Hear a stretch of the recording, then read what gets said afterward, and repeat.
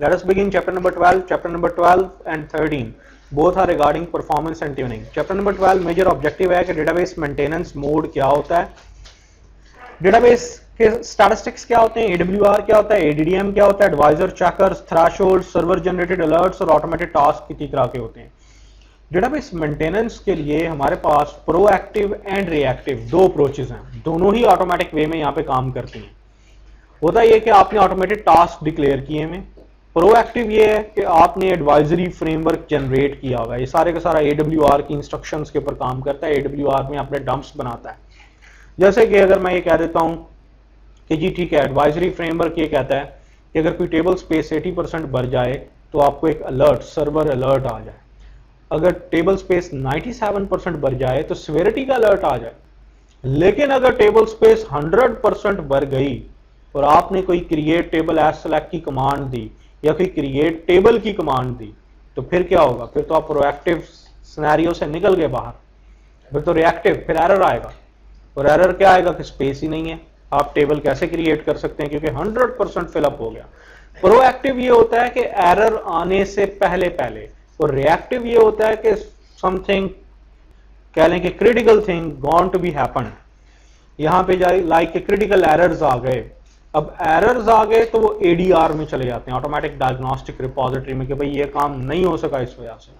अब प्रोएक्टिव के अंदर ये होता है कि हमारे पास सो मेनी थिंग्स हैं, आप डेटा वेयर हाउसिंग लेवल पे भी काम कर सकते हैं, स्टैटिस्टिक्स इंपोर्ट भी कर सकते हैं, कैलकुलेट भी कर सकते हैं, डायरेक्ट मेमोरी वगैरह की भी आप स्कैनिंग कर सकते हैं। Oracle 11G एंड 10G, ये कह लें कि 10G से ज़्यादा अच्छी अप्रोच इसमें ली गई है क्योंकि 10G सिर्फ प्रोएक्टिव मैकेनिज्म को हैंडल करता था, रिएक्टिव को नहीं करता था। रिएक्टिव में वो कहता था कि DBA इज देयर, कोई मसला आ गया DBA को खुद ही पता चल जाएगा कि जी कि टेबल स्पेस 100% फिलअप हो चुकी है, सो एक नई डेटा फाइल एडअप करो। लेकिन यहाँ पे क्योंकि अगर खासी ज़्यादा टेबल स्पेसिस हैं तो बात का ये भी चांस होता है कि जी 5-6 टेबल स्पेसिस में इकट्ठा प्रॉब्लम आया। बीइंग अ DBA आपको 2-3 टेबल स्पेसिस तो याद रह गई, एक आधी भूल गई कि इस टेबल स्पेस की भी डेटा फाइल बढ़ानी थी। सो इसलिए यहाँ पे ADR है कि ADR प्रॉपर लॉग जनरेट करता है, जो एरर आएगा वो कंप्लीट एरर को डॉक्यूमेंट करता है अपने पास।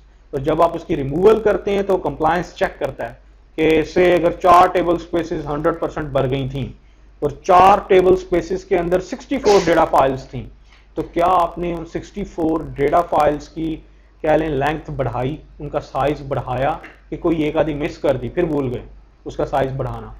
सो VLDBs के अंदर ये प्रॉब्लम्स आ जाते थे, इसलिए यहाँ पे रिएक्टिव मोड भी एडअप कर दिया गया कि सिर्फ प्रोएक्टिव ही नहीं रिएक्टिव को भी आप देखेंगे, लेकिन दोनों का वे मैकेनिज्म डिफरेंट है।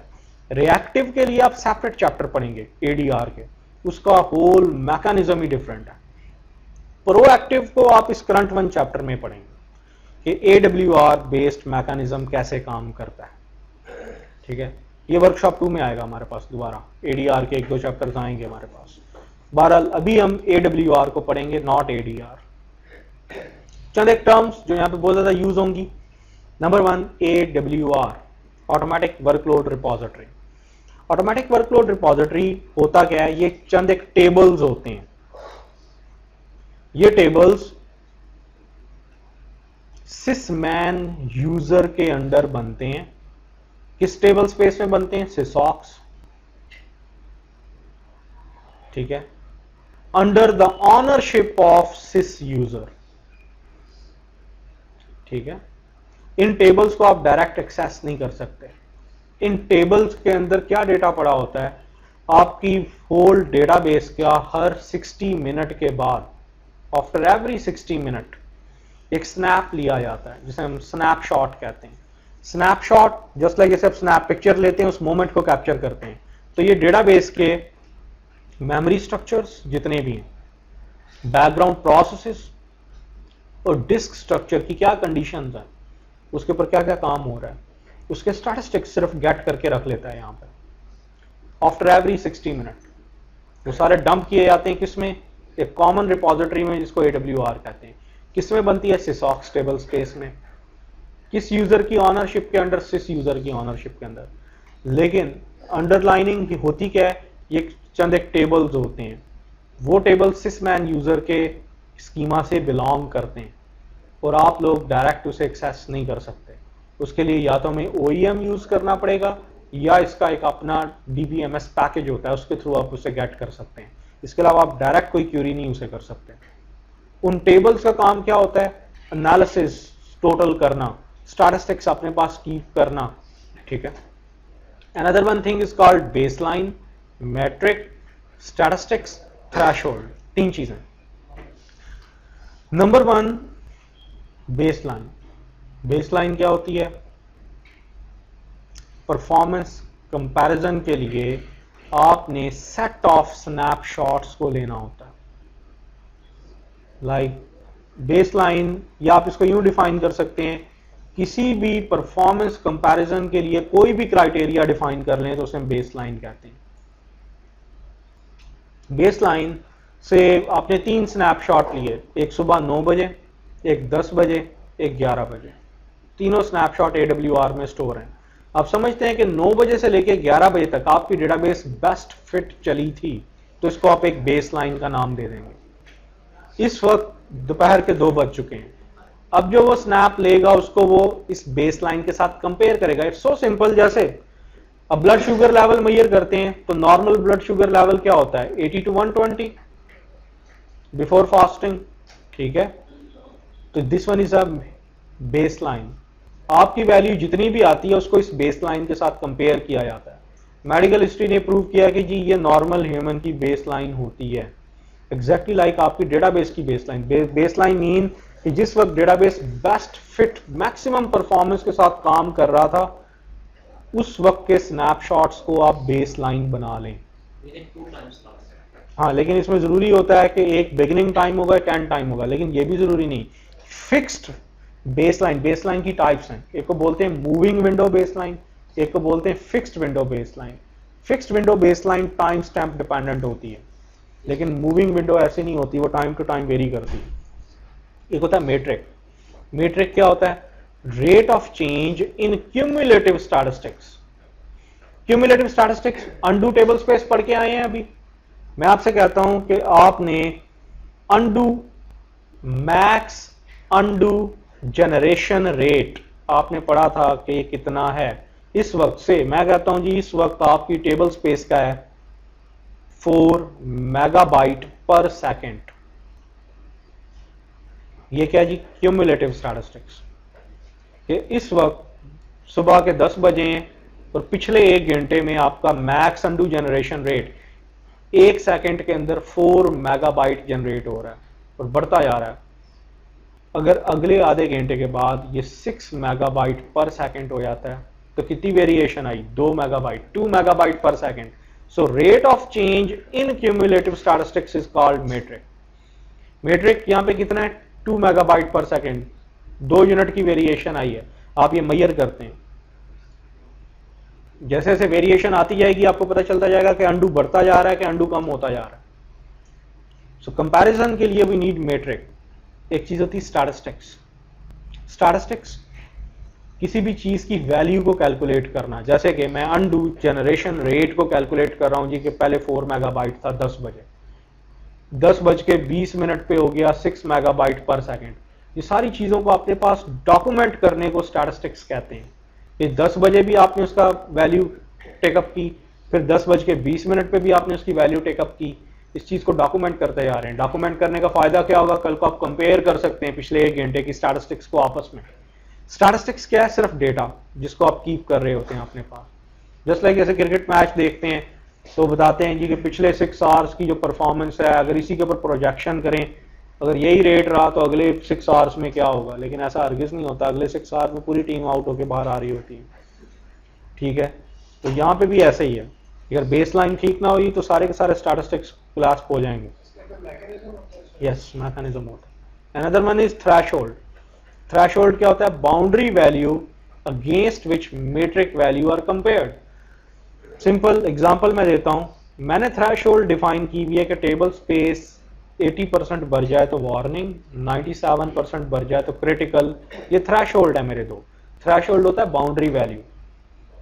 Boundary, minimum boundary, maximum boundary, दोनों आपने चूज करनी होती है कि जी टेबल स्पेस 80% भर गई या 97% भर गई, ठीक है, 80% बढ़ गई तो वार्निंग आए, 97% बढ़ गई तो क्रिटिकल की अलर्ट आए, और अगर 100% बढ़ गई तो वैसे ही एरर आ जाना।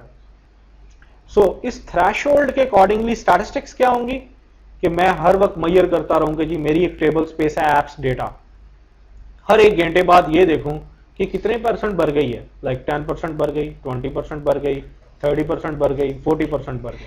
This one is statistics. Metric क्या है इसका कि हर घंटे के बाद इसमें 10% वेरिएशन आती जा रही है। पहले 10% थी, घंटे के बाद 20 हो गई, घंटे के बाद 30 हो गई, घंटे के बाद 40 हो गई।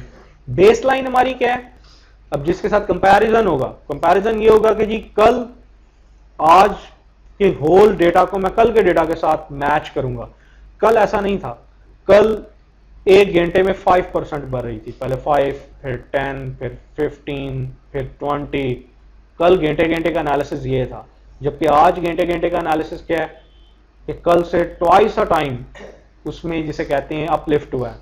कल डेटा 5% घंटे के बाद ग्रो कर रहा था, आज 10% ग्रो कर रहा है। ये आप किसी बेस लाइन के साथ कंपेयर करेंगे तो आपको पता चलेगा। सो ये सारी चीजें आप क्यों कैप्चर कर रहे हैं और इन तमाम चीजों को आप बना के AWR के अंदर रख रहे हैं, किसके लिए? ट्रेंड एनालिसिस के लिए, अपनी हिस्ट्री के लिए। बीइंग अ DB आपको पता हो पिछले हफ्ते क्या हुआ था, इस हफ्ते क्या हो रहा है। अगर इसी रेट के ऊपर आपकी अनडू जनरेट होती रही, टेबल स्पेसेस बढ़ती रही, तो अगले हफ्ते में आपको कितनी स्पेस चाहिए, ये एक चीज बता रहा हूं, सिर्फ स्पेस के अकॉर्डिंगली। इस तरह हमारे पास कोई मोर देन 1000 से भी ज्यादा स्टैटिस्टिक्स होती हैं, इसको आपने कीप करना होता है। ये खुद मैनुअली करना पड़ता है? खुद करना पड़ता नहीं, आपको सिंपल एक पैरामीटर एनेबल करना पड़ता, कुछ नहीं करना पड़ता। इसके लिए बाय डिफॉल्ट देखिए ये स्टैटिस्टिक्स हमें क्यों चाहिए, क्योंकि हमारे पास एक सॉफ्टवेयर आपने पढ़ा था ऑरेकल ऑप्टिमाइजर।